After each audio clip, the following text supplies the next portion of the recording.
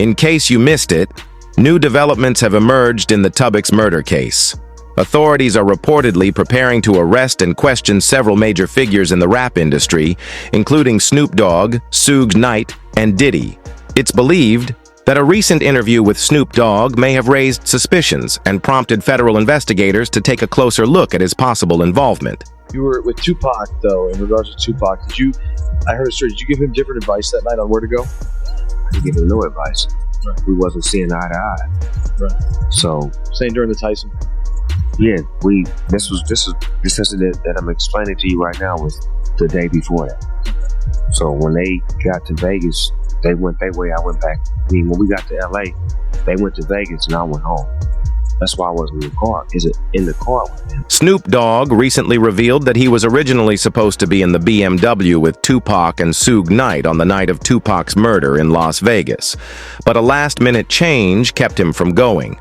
As the Tupac case is now being reinvestigated by a new Las Vegas police team using advanced technology, fresh leads are emerging about who may have been responsible.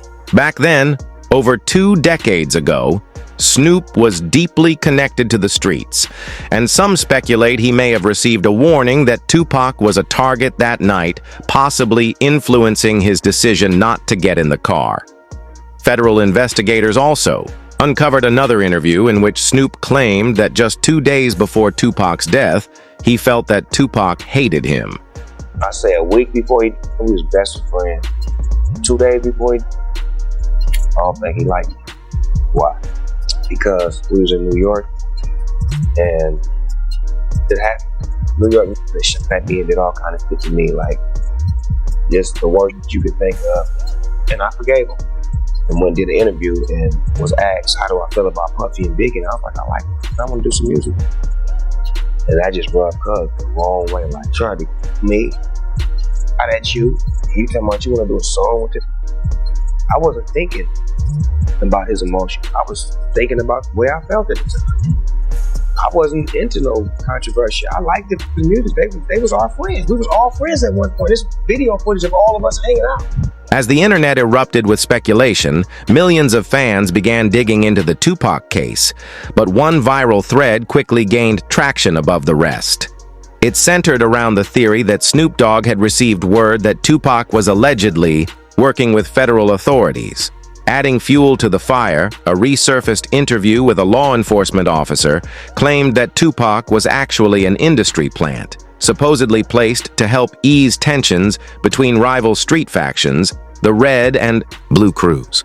It turns out when I talked to Tupac's longtime mentor, political mentor, former Black Panther Choku Lumumba, who was his first business manager, he's told me, I basically was asked, well, was Tupac only pretending to be or to appeal to and criticize them? And he said yes. And that was part of his thug life agenda they came up with his imprisoned stepfather, Tupac Shakur. And so Tupac was just using that in order to get the leaders to call peace truces, first in Los Angeles, then throughout California, and then throughout the country. And that was why he was pretending to be this type. And really, he was just an intellectual prodigy. The plan, it seems, didn't work, and Tupac tragically passed away, raising questions about why Snoop Dogg might have avoided him that night in Las Vegas. This thread not only delved into the theory that Tupac was still alive, but also broke down key pieces of evidence supporting it, which some believe is why the murder case wasn't properly investigated until now. One key piece of the puzzle comes from a 2010 interview with rapper Trey. Trey, who was a close friend of Tupac's and had worked with him on several albums, was asked about Tupac before a concert. But here's where things get strange. After the interview, the cameraman accidentally left the camera rolling, capturing an unexpected exchange. In the footage, the interviewer asks Trey about Tupac, to which he casually responds, "Last time I saw him, he was in Cuba." You ain't ready for it? Get on the sidewalk. One last question. Nobody knows. Yeah, we good. Thanks a lot, man. You good. Just 2 weeks later, a video surfaced on a news website claiming to show Tupac relaxing in a parking lot in Cuba. That's Pac, man. He was the outlaw. And Reg from Holla Back was trying to be funny and get autographs. Holla Back exclusive, baby. Holla Back. This sparked the Tupac is alive in Cuba theory, which has remained one of the most persistent and intriguing ideas over the years. Fast forward to 2025, and with new technology providing fresh insights, some discoveries are truly unsettling. Suge Knight, who has consistently suggested over the past 2 decades that Tupac is still alive, recently gave an interview that added even more fuel to the theory. According to Suge, Tupac was reportedly doing well in the hospital just before his alleged death. He recalled, "When I left that hospital, me and Tupac were laughing and joking. I don't see how someone could go from doing so well to suddenly doing so bad." I mean, when I left that hospital, me and Pop was laughing and joking. So I don't see how somebody can turn from doing well to doing bad. So you seriously think that he might still be alive? However, police records contradict Suge Knight's account, stating that Tupac was allegedly in a very deep sleep at the time, raising the question of how he and Suge could have been laughing and joking if Tupac was unconscious. The story seems to fall apart when examined closely, but it becomes even more puzzling when you look at a 2008 interview with Suge, where he repeated the same claim that Tupac is alive and well. He was conscious on the way to the hospital. He was conscious on the way to the hospital. He was conscious in the ambulance. He was conscious after they did the surgery. What was the last thing that he said to you? They left. For 10 years, Suge Knight repeatedly claimed that Tupac was alive and well. However, after his 2008 interview, Suge came close to losing his life in a nightclub shooting, where a man fired 6 shots at him. Suge, hesitant to speak with the police, immediately suspected the attack was linked to his comments about Tupac. The situation took an even stranger turn when Suge's son, Suge Knight Jr., made a similar claim in 2018. He took to Instagram, stating that Tupac was alive and living in Malaysia. Shortly after, he posted a photo of a text message that read, "You have said too much. It's now time for you to go." This sent Suge Jr. into a panic, and he shared several images of Tupac alongside modern celebrities like 50 Cent and Beyonce, implying that someone might be after him. In one photo with Beyonce, he captioned it, "He never left us, but they'll be after me soon." While some saw it as a publicity stunt for clout, others believed it had more truth, especially given that Suge Jr. might know more about the case than anyone else. After all, his father was present at the scene. But when investigating the details of the actual crime, inconsistencies start to emerge. On September 7, 1996, Tupac was in Las Vegas with Suge Knight, the head of his record label, and the two were headed to the MGM Grand to watch a Mike Tyson fight. After the match, they encountered an enemy in the hotel lobby. And their entourage went to the Mike Tyson, the MGM Grand. Keefy D and his nephew, Orlando Lane Anderson, and 2 of their friends were also there. Keefy D told LAPD Detective Greg Kading more than a decade ago in a proffer that couldn't be used against him. The thing was retaliation after Tupac jumped Orlando and mucked the casino. Surveillance cameras recorded the fight. Tupac was angry that Lane had stolen his necklace years prior in Compton. Tupac, Suge Knight, and the entourage left the casino quickly. Security intervened and broke up the altercation between Tupac, Suge, and their rivals. But after that, Tupac and Suge returned to their hotel to change. Later, they headed out to a club to enjoy the night. Around 11 p.m., the two were driving towards Suge Knight's club when things took a dangerous turn, unfolding right in the middle of the street. Knew about Tupac's concert at the Club 662. Members, including Orlando and Keith D, jumped in their white Cadillac and started cruising the strip looking for the offender. Before long, they finally spotted Tupac's caravan.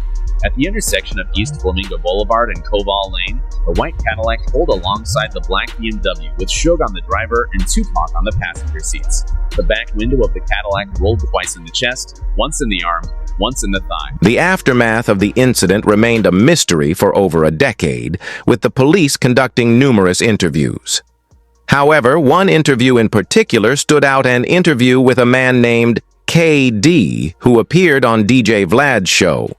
During his conversation, KD described the harrowing moments when he found Tupac and pulled up beside him. And Bubble Up was the driver, and Baby Lade and Freaky were in the backseat. We were just all in the car together. Okay. This was the white Cadillac. Yeah. So you guys are driving around, and then you hear these girls say, Tupac, Tupac. Got to the light. He's going to go drink, and he happened to be hanging out the window. He's hanging out the window like he was in parade. Tupac. Yeah, he was. So what happens next? You said that as you're driving up towards the BMW, with Suge driving and Tupac in the passenger seat. KD went on to explain in detail that Tupac was targeted because he was the one who reached for his firearm first when the car was stopped at the red light. You said that as you're driving up towards the BMW, with Suge driving and Tupac in the passenger seat, and you said that Tupac pulled out. It looked like he was reaching, yeah. Yeah, it did. Okay. Yeah. Did you actually? Once you got the region, I got the duck. So someone from your car started at Tupac and shit. Tupac, sensing that something was about to happen, had already begun to prepare himself, but tragically he wasn't fast enough. Later, KD was required to provide proof to back up his claims.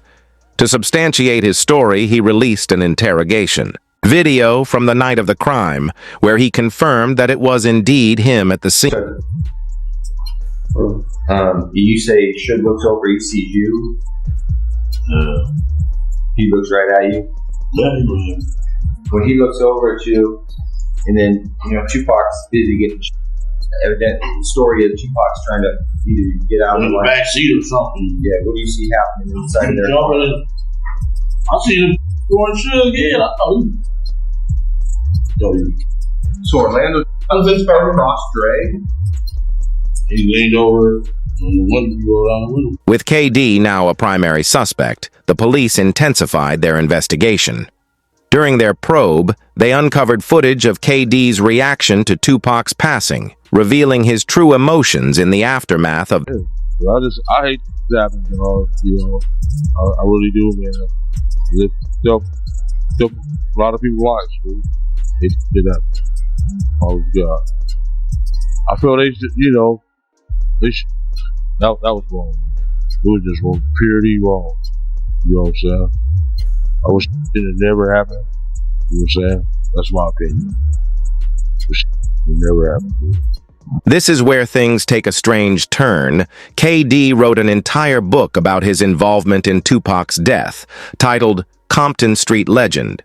He also participated in numerous interviews over the years, hinting at his role in the crime. So, why is he only now being arrested after all these years?